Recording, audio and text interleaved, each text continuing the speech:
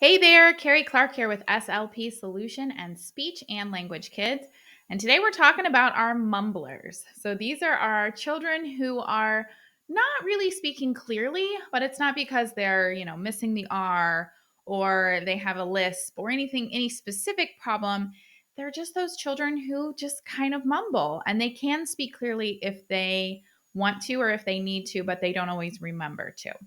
So, the first step to helping a mumbler is to make them aware that they are mumbling sometimes. So, we can do this by having them tell us the difference between when we're mumbling or not mumbling. So, we can, and then have them tell us if that was mumbled or clear. And so, we can start there, is having them identify it in us. But then we need to switch it over and have them identify in themselves when they're mumbling or not mumbling.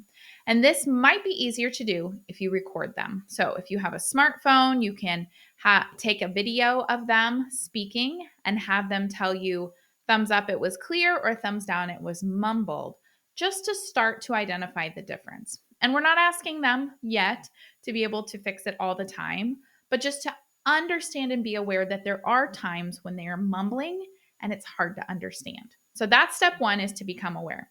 Step two then is to practice clear speech. Now there's a lot of different ways you can go about this and a lot of different things you can call it.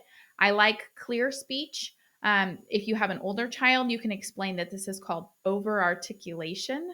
So this is when we are speaking intentionally very clearly, because we all shorten words and shorten sounds when we're speaking in conversation. I'm doing it right now, but sometimes we need to be extra clear. And for a child who mumbles, when they feel like they're being extra clear, that might just be kind of a normal level of intelligibility for the rest of us. So we start this out by working on single words. So we say, okay, I'm going to show you a word. I want you to say that word as clearly as you can. Make sure you say every sound. So we say ladybug. So we really over enunciate all the sounds. And we just keep doing that with single words first. Snake. And practice getting all those words in there. Turtle. Okay. So you go with single words. Once they can do that, then you have them practice in short phrases or sentences. I see a bug. Okay, so we're having them expand it out and say something a little bit longer with their clear speech. This is a bird. Now you can tell I sound kind of robotic when I talk like that. That's not really the end goal, is for them to always sound like that, but we kind of need to teach them the other extreme so that we can find the middle, okay? So we practice it in words, we practice it in sentences. This is all part of step two, practicing clear speech. And then we work our way up to, okay, can I ask you a question and you tell me your answer in using your clear speech? So we practice clear speech in a lot of different ways. Start small and build your way up. And then once they are at the point where they can speak that really clear speech, that very over enunciated speech, once they can do that on command, meaning when we tell them to do it, then we need to go to step three, which is establishing a cue. So for adults, for us, we have cues that other people didn't understand us. They might look confused. They might lean in a little bit. They might say something that doesn't track with what we said because they misunderstood. And we pick up those cues and we go, oh, I am not being clear. And we automatically make ourselves a little louder, a little more articulate.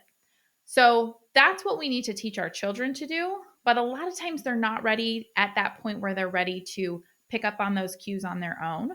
But sometimes they are. So if you're working with, let's say, a teenager or even an adult who tends to mumble, you can, for this step three of establishing a cue, you can teach them the cues of somebody looks confused, somebody leaned in, somebody said something that didn't track with what you said.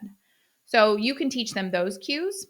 But for younger children, you're probably going to need something a little more obvious because they may not pick up on those. So we can use cues like pulling on your ear or doing one of these, or whatever cue that child thinks would be helpful for them to remember to stop and switch to their clear speech or switch to their over articulated speech. So that's something that you establish with the child. You pick something that they're going to be able to look for, and you then step 4 is going to be to practice that cue. So you're going to have a conversation with the child, and when they start to mumble, you're going to do your cue, or you're going to look confused.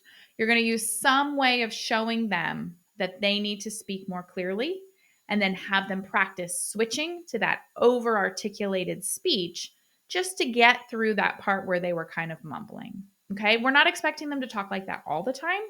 We just expect them to be able to use it when they need it, because that's what we do as adults too.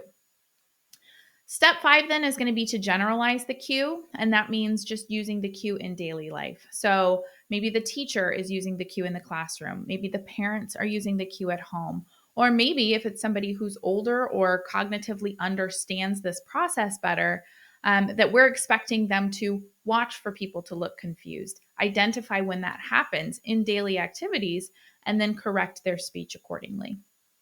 Okay, so that's it. That's the 5 steps. It sounds easy. It's not really. It does take a lot of time, and you might need to stay at each step for a while. And you might have a child who really is just going to need that verbal reminder, speak clearly every once in a while to get that clear speech, and that's okay. We meet our children or our clients where they're at, and we help them move to the next step. Okay, we have lots more resources over at Speech and Language Kids. You can get flashcards, we've got worksheets, and all the resources for helping mumblers. So head on over there, speechandlanguagekids.com. And of course, subscribe here and watch us for more videos. I have a ton more coming for you. So stay tuned for those, and we'll see you next time.